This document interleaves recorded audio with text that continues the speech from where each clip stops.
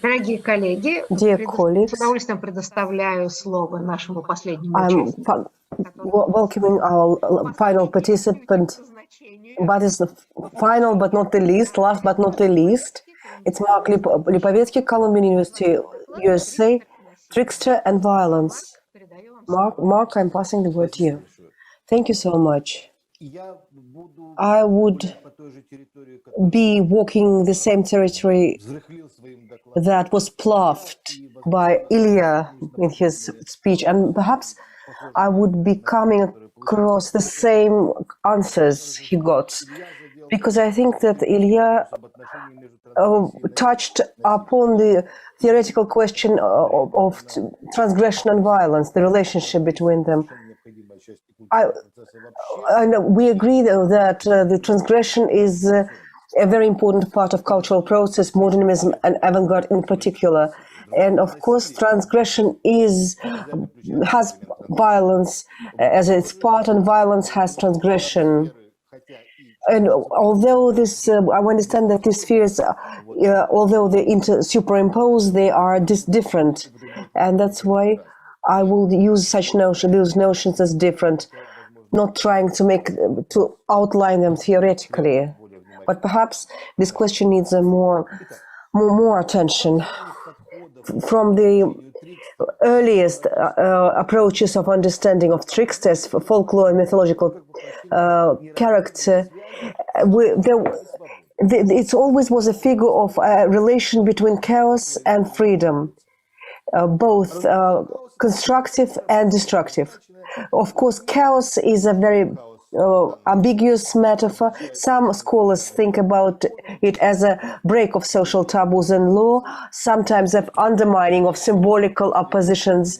And the third type of scientists, they see it as a figure of archaic epistemology through which the archaic man tries to understand the world around him, and a complex and comic dialectic of chaos and freedom can be found in many heirs to this trickster figure, from folklore, fool and clown, to the modern tricheur, conmen and imposters.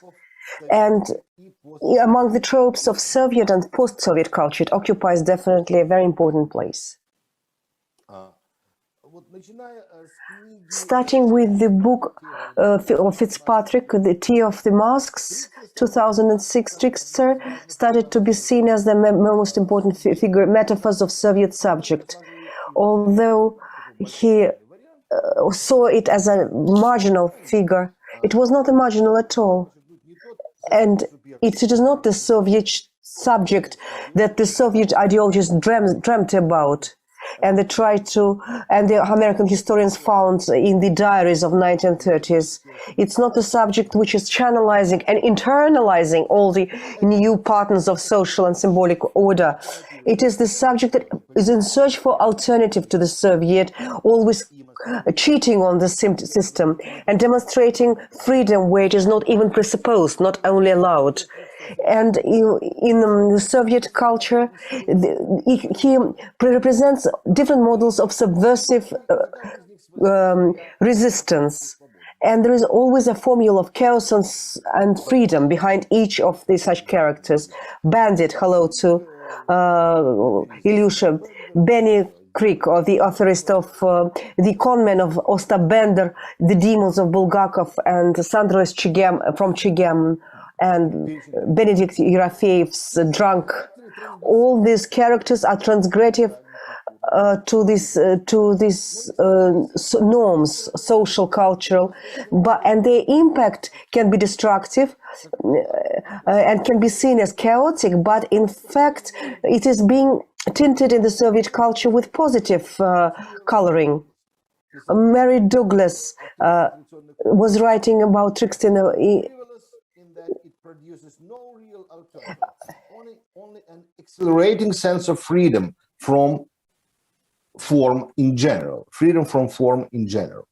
Однако разве не exhilarating sense of freedom of form in general является сам по себе альтернативой? But can be exhilarating sense of freedom be an alternative to repression system as such, especially the one that uses violence and repression at any necessity? Trickster traditionally represents a power of the powerless, the power of people who cannot achieve their goals through the honest means, without conning, without self-imposting, they are doing it without ruining the system, but exploiting it. They are not using violence to achieve their goals. They are achieving them through other means, like irony or cheating, etc. Trickster is always opposing a power double that is always stronger. But in the Soviet trickster is the same, but with different characteristics. He's a parody of power, a double. Soviet trickster systematically reproduces and parodies this cynicism of the Soviet power. But of course, violence is inherent to this power as well as cynicism. And cynicism is sometimes even covered. The most cynics that we know of in the Soviet culture, they are using the models of state terror to achieve their own goals. But trickster is just imitating violence, using the atmosphere of fear, but not withdrawing to violence. For example, the Golden Bull by the Ostap Bender, who was actually revealing the businessman's Kareika's covert activities, business activity. And so he sort of acts as Soviet power. His Bender's investigation also looks in the eyes of his victims as part of state terror. Of course, Bender is as a kind of director of the spectacle of violence. He's not the source of violence. And many Soviet tricksters act this way. They are not the sources of power. They are distanced from it, of violence. But one of the but the dance of oprichniks in John the Terrible by Eisenstein, they are concentrating the horror of state terror. But it is one of the examples and exceptions, because there is no distance between trickster and the power here, because they are dancing and they are the source of power. They are prichniks. In the famous story of Babel king, Benya Krik, who is a bandit who has fallen in love with the daughter of Milk King, Benya Krik, falling in love, makes a proposition to his future father-in-law, and the house of whom he raided. I won't read this quotation. You can see it in front of it. But better read it. Listen, like Baum. When you die, I'll bury you at the first Jewish cemetery. I'll place a wonderful monument to you. I'll make a synagogue's headman you. I will be your companion. I'll get 200 cows for you. I will kill all the milkmen except of you, and a thief won't go along your streets. I will build you a dacha. And remember, you will not an angel yourself. Who has forged the document in your beginning? What's interesting that Benya here, the bandit,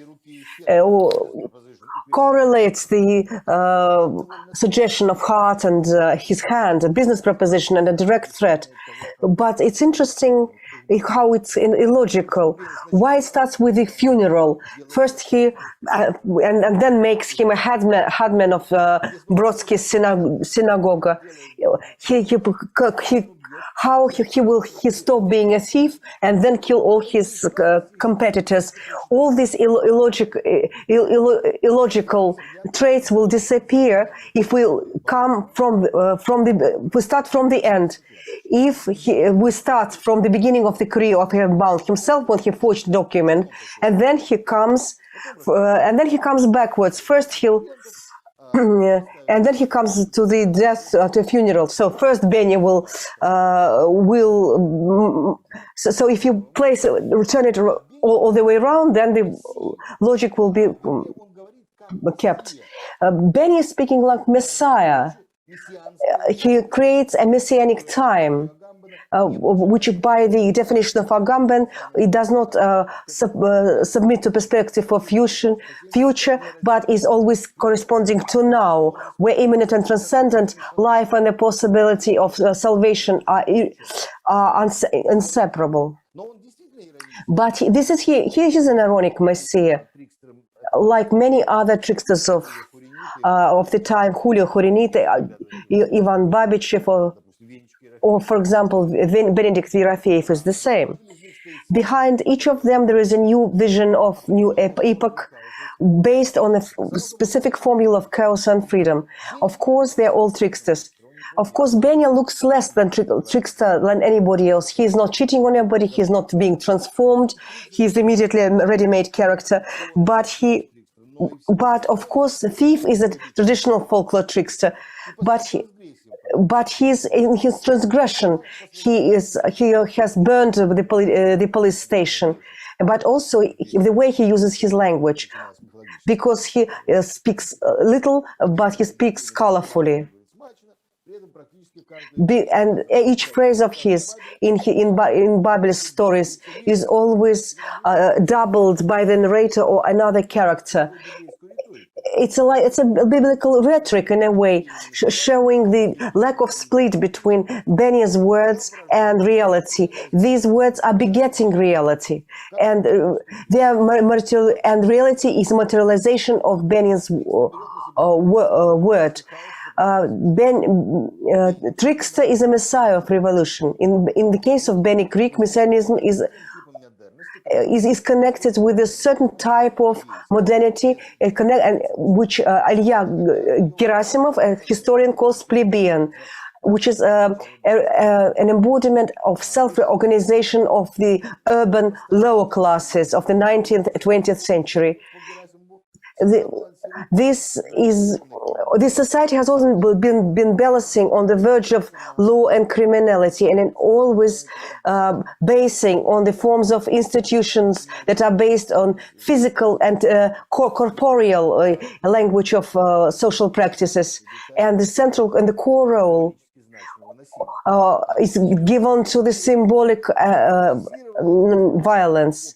In Gerasimov's Apelian, revolution legitimizes and spread all over the society the state of half legality, and they gave it a character of universal social norm. The peculiar non-verbal language developed within the discourse-less plebeian society. И говоря о советском режиме 20-30-х годов, Герасимов видит парадокс в том, что consciously pursuing a very modernist agenda of large-scale social engineering, этот режим опирается на sustained practice of body politics, so reminiscent of the social practices of the plebeian society. Bible, надо сказать, всеми силами... Bible tries to minimize Benya's violence. The raiders started to shoot in the air because they didn't want to shoot in the living people. But nevertheless, violence becomes an inherent part of his race. Horrible beating up of Mendel Krik, the killing of Mulgenstein by Savka-Butzes, and the killing of Savka-Butzes, and finally the symbolic coronation of Benya himself in the story of King, that is ending the funerals the burials of his victims, and people start to run away immediately, trying to disappear from the place of the crowning. The Odyssean stories I read as a commentary to Walter Benjamin's To the Criticism of Violence of 1921, which is where violence aesthetically is seen similar to this divine violence or sovereign violence. As Benjamin is writing, forms of manifestation of divine violence are defined not by the fact that the God himself is using violence in miracles, but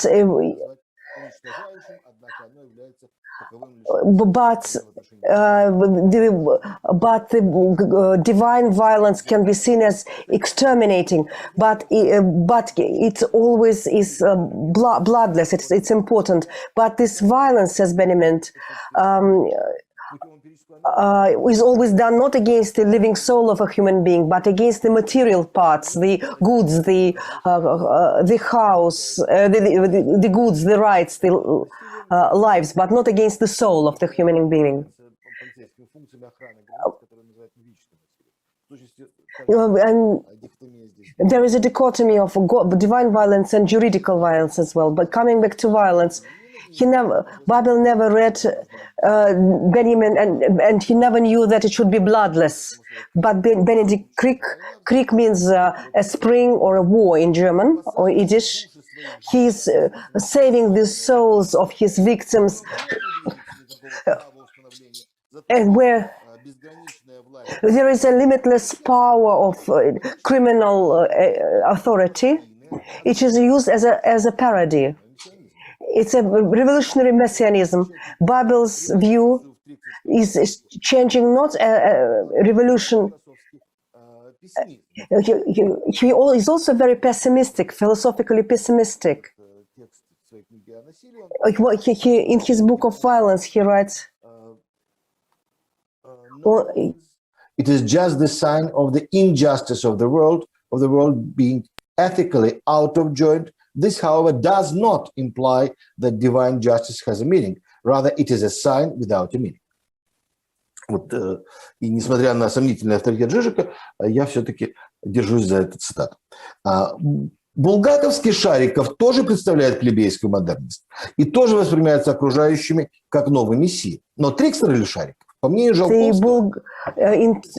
Шариков, according to opinion of Zhalkovsky, gets the role of carnival buffoon. His trickster character is supported by Jungian theory. I shouldn't be reading. It's a famous characteristics of Trickster from his famous article that appeared in the collection of work of 1956, and it's 56, and it's can be seen. Sharikov is imitating two big meta-narratives, the Bolshevik meta-narratives and the Enlightenment humanism. And non-violent upbringing, the transformation of an animal through the means of non-violent upbringing, and the moment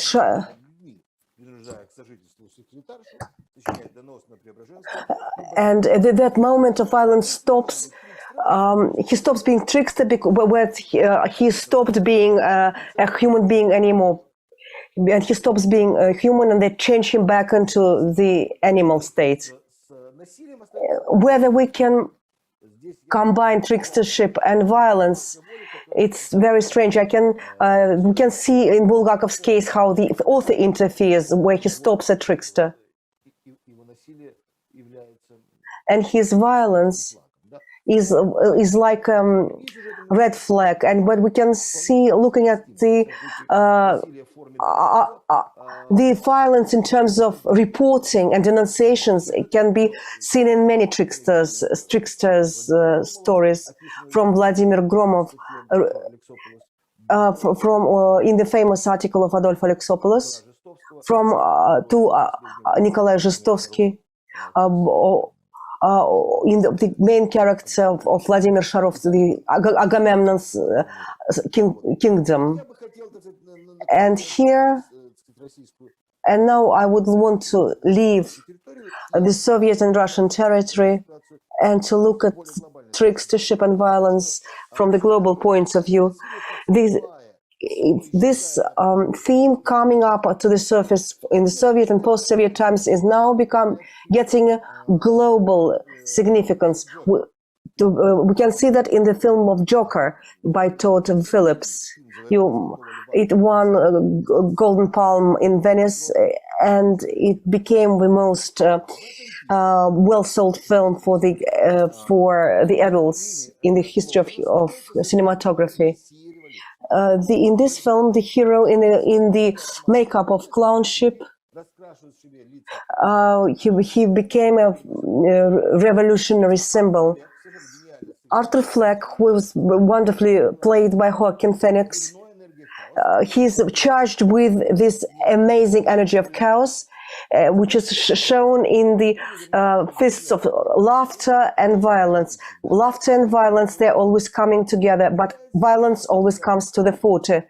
If Arthur Fleck is a trickster, he wants to become it, but he is constantly is defeated. He's never is able to make anybody laugh. His debut as a stand-up comedian is a failure because of his hysterical laughter. He can't make children laugh. His fantasy of his love with his neighbor is always is also a parody of anything. His mother used to beat him up as a child, and that's why he has this fists of hysterical laughter. But once Arthur withdraws to violence, uses violence, he becomes a messiah of revolution, which finally is seen as a delirium. The cause of which is that in neoliberal society, power belongs to tricksters themselves. The symbol of tricksters in power is the comedy show's host, Murray Franklin, played by Robert De Niro. He's a master of laughter, directed at the losers like Arthur. The same are the hooligans from the financial district who are mocking those who live in poverty. And although the Joker is about 1970s, it's an America of Trump with cynical tricksters at power.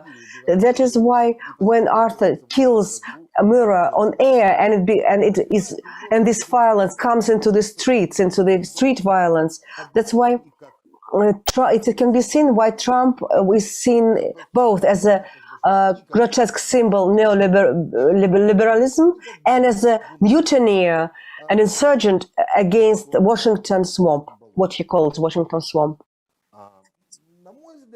In my view, Joker can be read as a diagnosis to the contemporary culture, where the strategy of trickster as a non-violent opposition to cynicism of power is being exhausted. It is a film about that neoliberal strategies has appropriated the strategies of trickster, and where the question is, and these societies these conclusions can be applicable to the political regime now, with a neoliberal trickstership, which is connected. It is connected with the contemporary Russian political system as based on cynicism.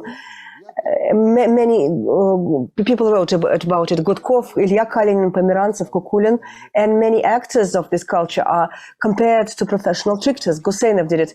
Vyacheslav Morozov, with his co-authors, writes that Putin's Russia behaves like a trickster in relation to the West. The popular forces, both on the left and on the right, is due in a large extent to the resonance between its trickster stance and the broader postcolonial agenda focused on real inequality and oppression. Эти аналогии и параллелизмы подталкивали к выводу в свое время, несколько лет назад, сформулированному Алексеем Левинсоном о том, что these analogies were drawn to the conclusions formulated by Alexei Levinson, что the development of cynicism helps us to avoid terror and violence.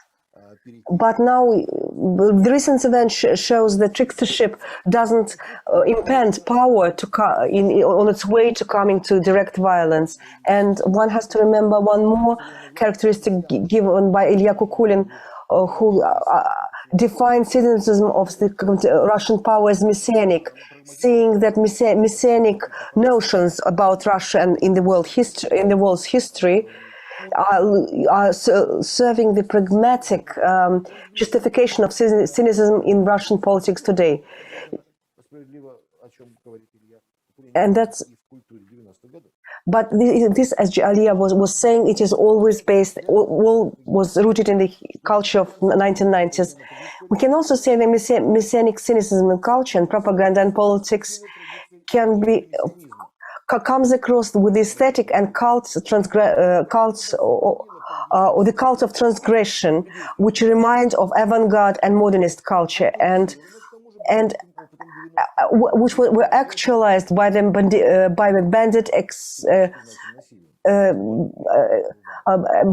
bandits' experience of the 90s.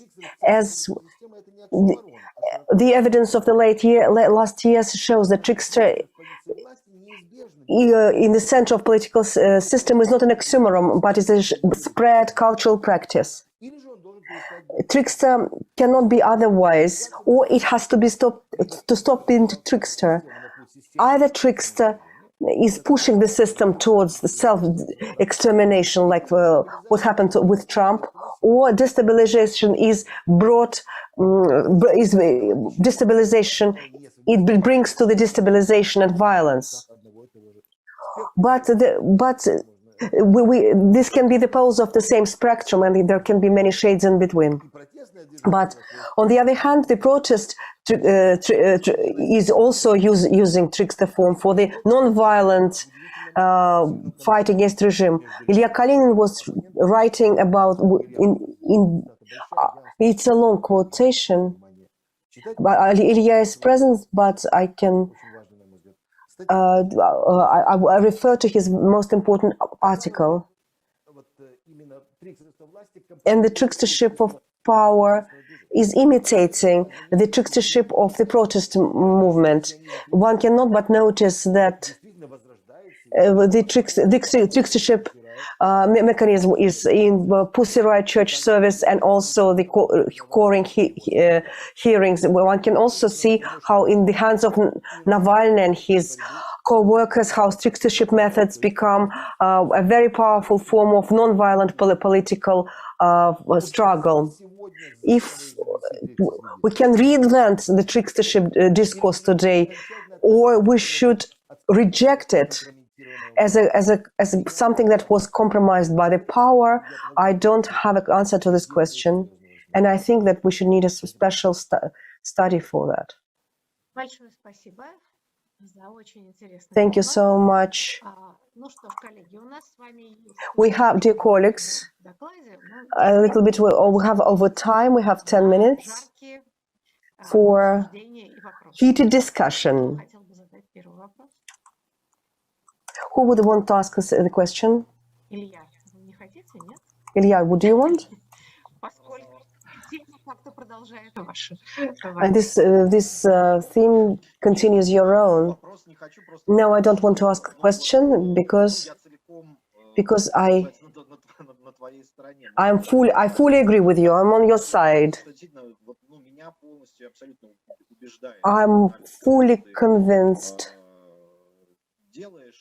by the analysis you are making,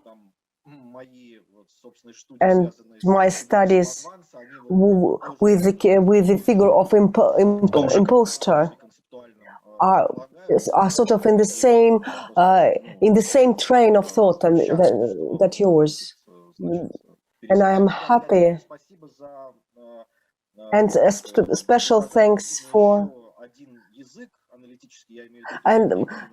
and it's the fact that you are referring to Benjamin's distinction between divine and non-divine violence. It works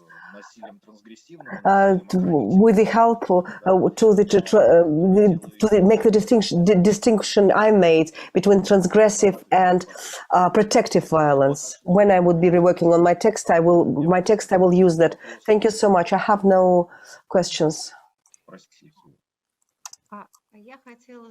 I wanted to ask a question.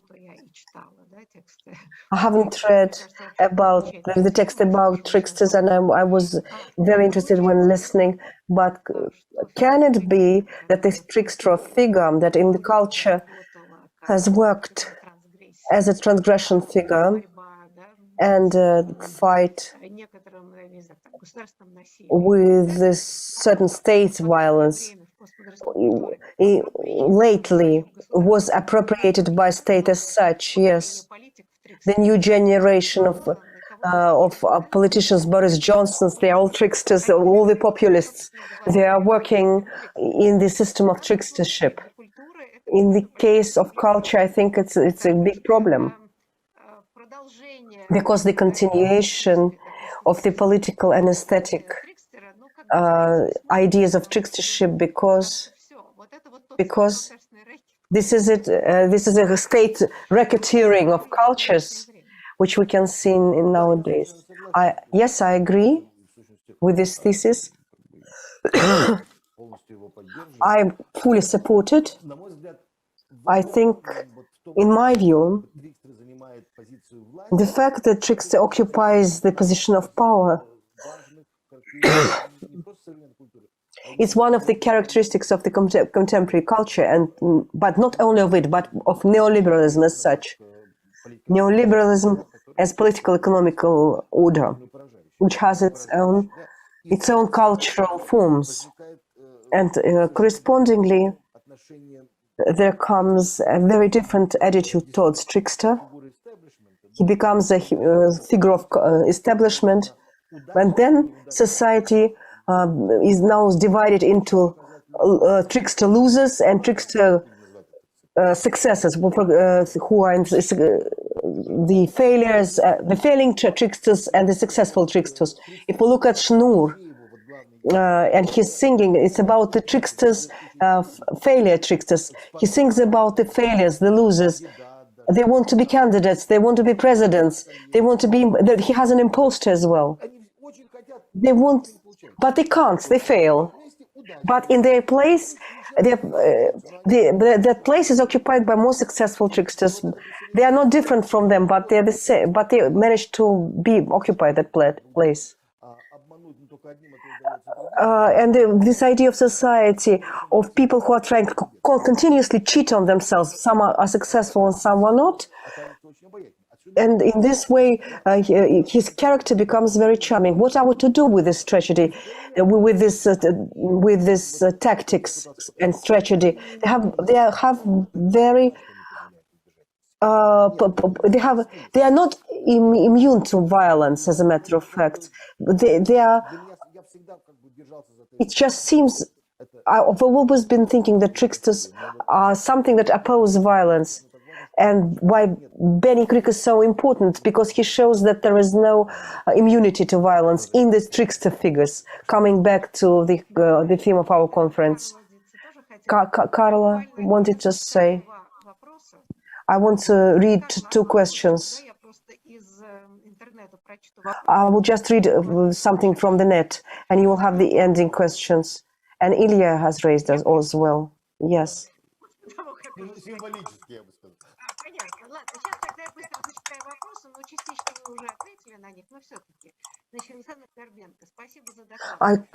Thank you for your speech.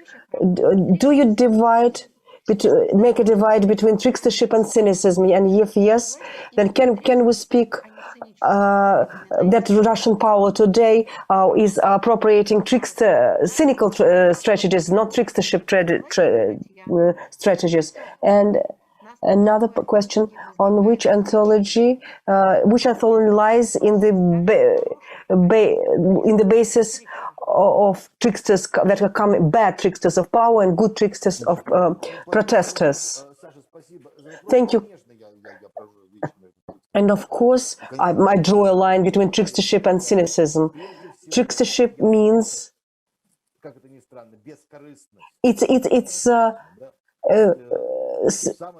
trickstership. It's a hip-hop performative cynicism. It has no has no pragmatism behind it. It has no calculation behind it. But of course, trickstership uses cynicism, but it lacks its pragmatism. But also because we're speaking about the society of the spectacle and this transformation of cynicism of power, which was present in the Soviet times, into this hyper-performative, trickstering spectacles. Yes, we can say that.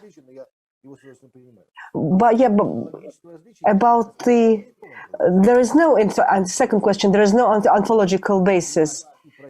I say that both power and protesting movements, they are using the same cultural rhetorics that are drawing back to the trickstership, and to a certain extent, and I can say that in the 90s, it was a very effective cultural instrument, and now it's a big question.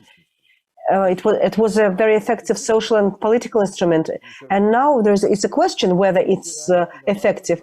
But yet, Pussy Riot and Navalny proved to us that it has big potential. It just has to be newly reinvented. I don't know whether I answer your question. Thank you very much for your presentation, not least because Ilya was, just said he consented fully. I'm trying to build an opposing position somewhat, just so that we have these sides also in the discussion, maybe. And I wondered when you kind of describe Putin and also Trump as tricksters, I was wondering, I always perceived them, or Trump especially, I must say, I perceived him as bully, and as a clear bully who is cynical, who is exploiting, who is not paying people who work for him, who is, and I wondered, where is the line between the bully and the trickster? And I kind of try to think of books and literature where trickster figures are sympathetic in a way. I don't know. I'm thinking about Ilya Petrov and other figures, Schweik, and there is always some kind of humor and playfulness in there, I find, and respect. There's a fundamental respect for others, even if they are kind of influenced, manipulated in a way, not taken so seriously, the situation is turned around, and all of this. And this is something that I am completely missing when I'm thinking of Trump and his policies, or the way he deals with other people, women especially, but also others. And so I wondered, so that's kind of the first question, maybe. And the second is, why is it then that decency and morality and solidarity, and which would be kind of the counter characteristics, why is that so boring, maybe? So not interesting, and cannot kind of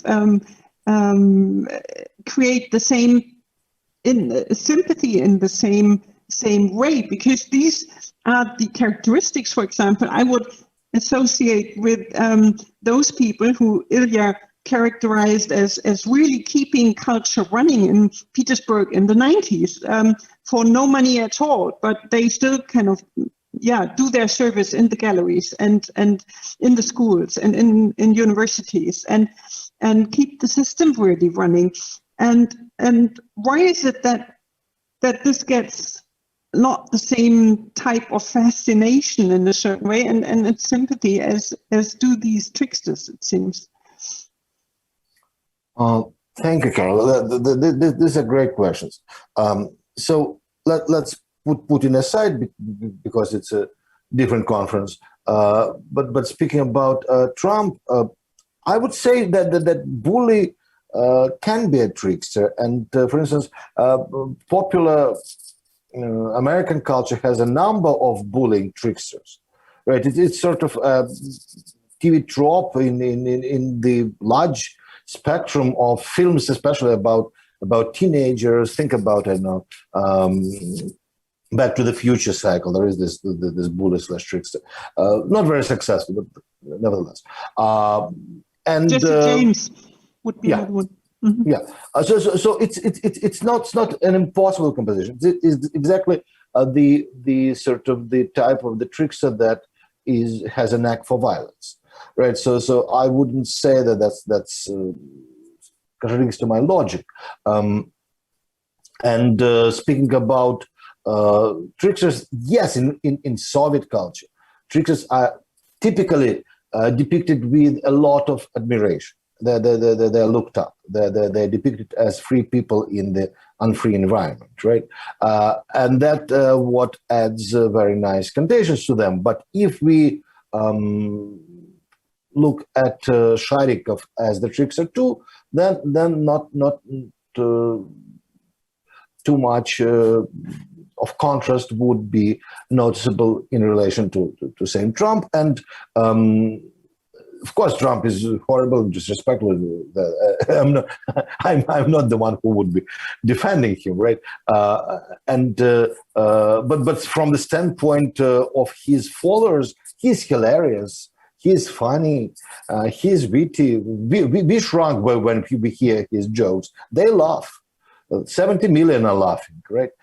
So that's a very, very unpredictable effect. And the parallelism between the Joker and Trump is not invented by me. I just sort of used it. Why decency, morality, and solidarity cannot be as spectacular as tricksterdom? That's probably the deepest question of contemporary civilization. When in 1987 Sloterdijk published his critique of cynical reason, he wrote there that cynicism cannot be the cynicism is invincible to anything but another form of cynicism, right? That idealism fails when it is confronted by cynicism, because cynicism easily absorbs idealism and uses and co-opts it into its own practices, which we see every day when we look at post-Soviet government, right? I think the problem here is that we are living still, as I said, in the society of spectacle, and therefore we need to, when speaking about cultural forms and political forms, the quest is going for spectacular forms, right? Spectacular methods of presentation, right? Tricksterdom is one of this languages of performativity that is easily read through, right? In this respect, I think that what Navalny is doing is especially stunning, because he, as I said, is using lots of methods from the trickster's arsenal in order to promote the agenda based exactly on the ideals you were talking about, decency, morality, solidarity, etc. So he managed to find this combination, and that's some kind of the breakthrough, I would say. Well, I believe that's why the Puritans has lost their battle against theaters. That's true. Unfortunately, I would say. Yeah. Так, сейчас минутку. And now we have 2 minutes. Ilya, your question and the short answer of Mark. It is not a question, it's a commentary. I don't have to. Should I interfere or not? Yes. 1 minute commentary. It's a commentary that somehow it's being born from your commentary, Dmitry. So Mark, it links my speech to what Mark was talking about. If 1990s, it's an appropriation of culture and the society of the monopoly of the state, of the rights of the state. In material production and symbolic production, it's the new epoch. It's like what empire strikes back. It's when state reappropriates the tactics that were born within culture for emancipation from the state monopoly. And all borders are protected. And what state does?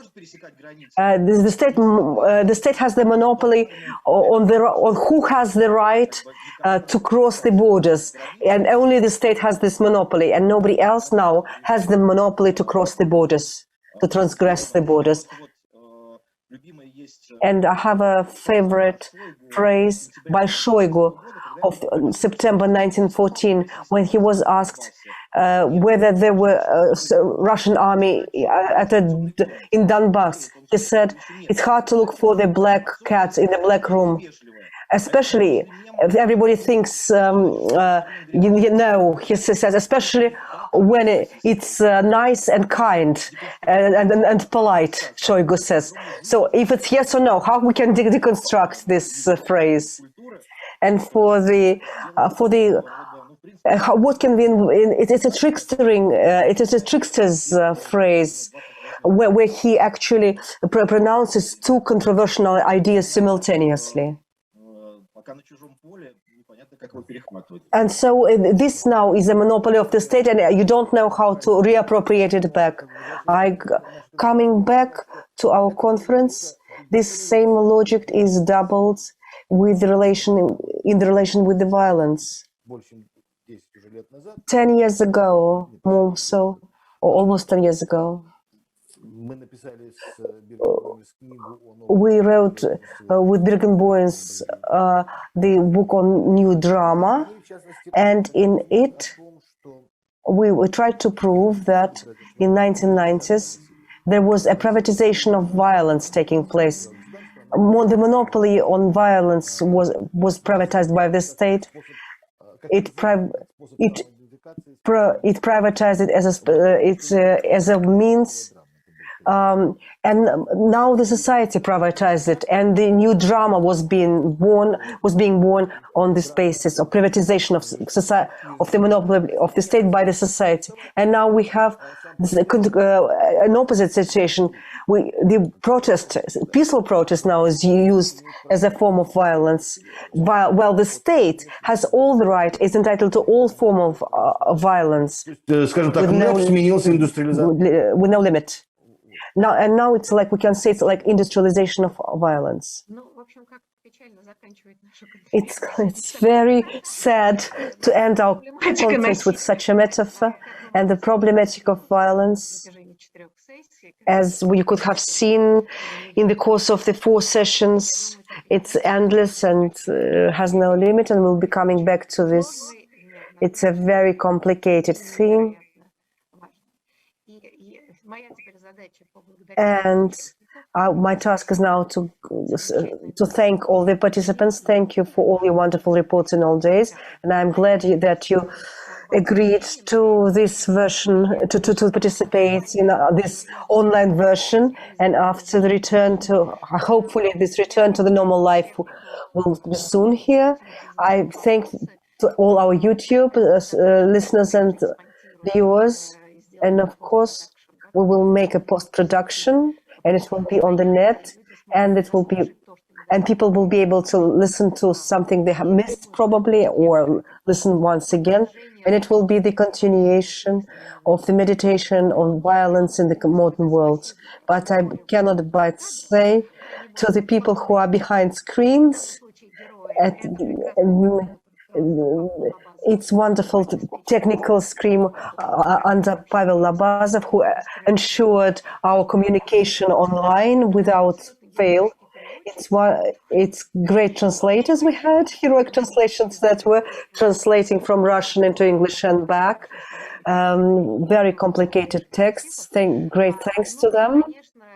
And my wonderful NLO, colleagues that without fail, during all those hours that were online, listening, helping, etc.